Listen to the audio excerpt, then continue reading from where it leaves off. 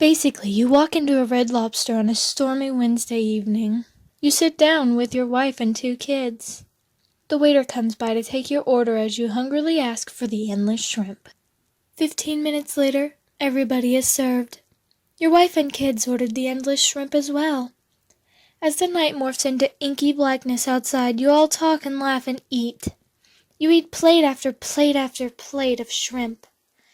After a couple hours, you and your family are stuffed. You motion to the waiter to bring the bill and look down at your plate, letting out a small chuckle. It looks like you haven't even eaten a single bite of shrimp. A curious thing, since you have been gorging yourself on shrimp constantly for the better part of 2 hours.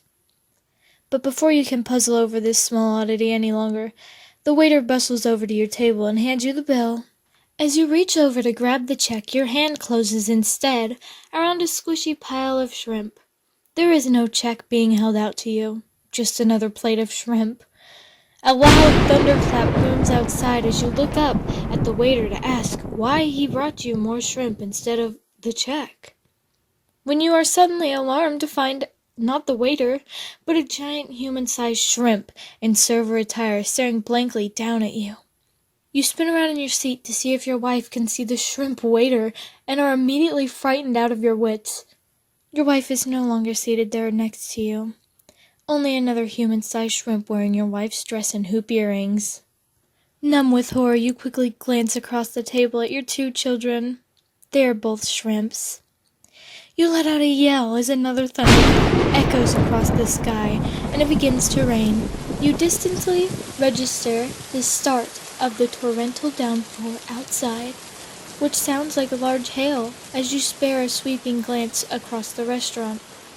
There are no humans present.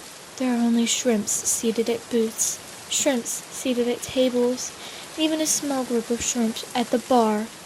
They are all eating large platefuls of shrimp and leering at you menacingly. Your heart begins to pound in your chest like a war drum.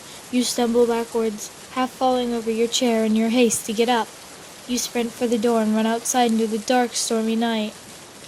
As you dash through the parking lot towards your car, you feel something like a giant hot raindrop hit your face and bounce off towards the ground. Looking down, you see a shrimp laying on the ground.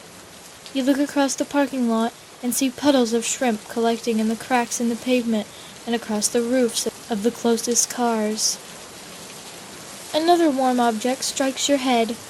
It's literally raining shrimp. You find your car and fumble, hands shaking uncontrollably with your keys. Finally unlocking the car, you slip inside and engage the door locks. The human-sized shrimp from the restaurant are now congregating outside the front doors, starting across the parking lot at you. Their pale, orange-pink bodies eerily backlit from the light streaming out of the open doors behind them. You try to cram the key into the ignition, but it falls against the ignition plate and squishes in your hand. You look down. There are no car keys, only several mangled shrimp on a key ring in your trembling hand. You punch the steering wheel in frustration, accidentally setting off the car alarm. The shrimps outside the restaurant hear the noise and hungrily start to advance across the parking lot towards you. You try in vain to cram the shrimp ring into the ignition, but you know it is pointless. The shrimp slowly approach the car and surround it, rocking it back and forth, pressing their slimy bodies against the frame. You hear the fiberglass doors groan under the pressure as one of the rear windows shatters, spraying the back seat of the car with fragments of glass. You know there is no hope left. There is no escape. White-faced and shaking, you reach across the console and open the glove box. Crammed under the insurance papers and a pile of napkins is a Glock 19. You always bring with you when you leave the house. You pull the gun from its holster and pause for a fraction of a second that holds an eternity. With tears streaming down your face, you put the gun to the roof of your mouth, trying not to imagine what it feels like to die. Only forcing yourself to think of your wife and kids, you close your eyes. Then you pull the trigger. A singular shrimp comes zooming out of the barrel into your mouth. In the darkest hour, death itself refuses to end you, for death is not the end. There can only be shrimp, and they are endless.